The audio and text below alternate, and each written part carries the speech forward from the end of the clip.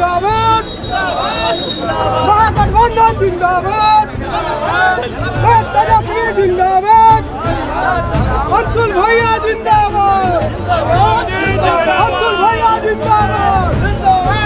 चुनाव आते हैं, इंतखाब होता है, सांसद चुने जाते हैं, लेकिन मैं मैदान में उतर रहा हूं चुनाव लड़ने के लिए नहीं, लेकिन चुनाव जीतने के लिए, जमाने को बदलने के लिए। नमस्कार, हमारा नाम है समरीन और आपने देखना शुरू कर दिया है लाइव सिटीज। देखिए, लोकसभा चुनाव का आगाज हो चुका है और आपको मालूम है कि कई ऐसी हॉट सीटें हैं जिन पर सबकी निगाहें टिकी हुई हैं और इस फहरिस्त में एक नाम पटना साहिब लोकसभा सीट का भी है। और देखिए, आपको मालूम है कि पटना साहिब में पहलवान मैदान में कौन कौन है।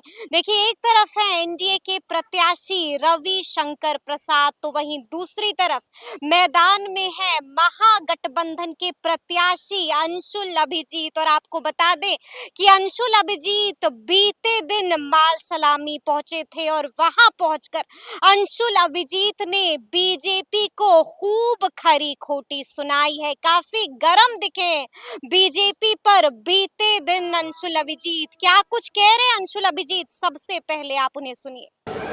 जब मुझे कांग्रेस के शीर्ष नेतृत्व ने ये फैसला किया और मुझे बताया कि आपको पटना साहिब की सीट मिल रही है, तो मैंने अपनी कृतज्ञता तो व्यक्त की, लेकिन ये भी कहा, जो मैं बार बार दोहराता हूं, कि मैं मैदान में उतर तो रहा हूं, एक प्रजातांत्रिक प्रक्रिया है, संघर्ष होता है, चुनाव आते हैं, इंतखाब होता है, सांसद चुने जाते हैं, लेकिन मैं मैदान में उतर रहा हूं चुनाव लड़ने के लिए नहीं, लेकिन चुनाव जीतने के लिए, जमाने को बदलने के लिए।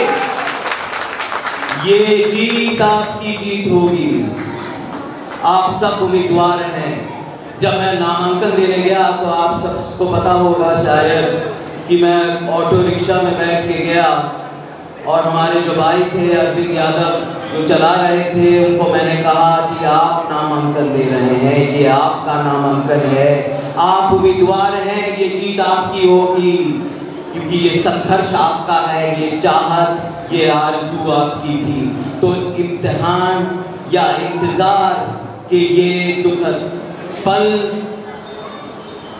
आरज़ू, ये चाहत उस दिन 1 तारीख को खत्म होने वाली है। दोस्तों, आप सब जानते हैं कि एक भ्रम फैला हुआ है। लोग कहते हैं, और बार बार जब मैं इंटरव्यू देता हूं मुझसे एक ही चीज पूछा जाता है, ये तो गढ़ है कुछ लोगों की, आप कैसे हिम्मत कर सकते हैं यहाँ आने की।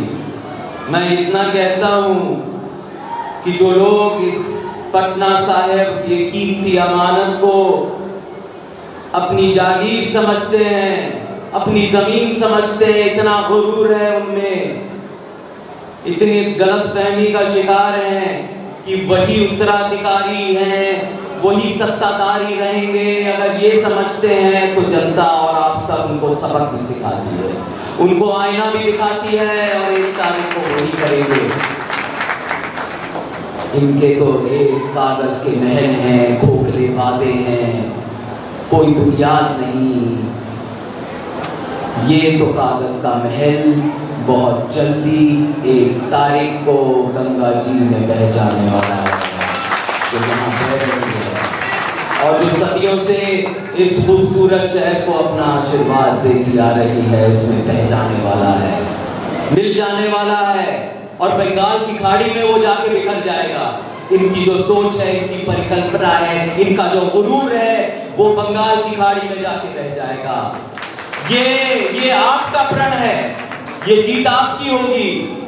तो हमें अपने लक्ष्य को दोहराना है, हमें प्रण लेना है, प्रतिज्ञा करनी है। ये वक्त आ गया है कि हम बोले, वो प्रण ले, वो प्रतिज्ञा करें कि हम उस जीत को हासिल करेंगे, अपनी मंजिल तक पहुंचेंगे। अपने लिए नहीं तो जो गरीब हैं, जो वंचित हैं, जिन पे अत्याचार होता है, उनके लिए आप करेंगे ये। आप उनके लिए करेंगे जो गरीब हैं, जो रोटी प्याज और नमक के साथ खाते हैं, उनके लिए करेंगे। आजकल तो रहता है कितनी कमर तोड़ महंगाई है कि न रोटी है नसीब, न प्याज है, सिर्फ नमक के साथ खाना पड़ता है। ये गरीब आदमी का हाल है। बेरोजगारी दर तो आप जानते हैं आसमान छू रहा है।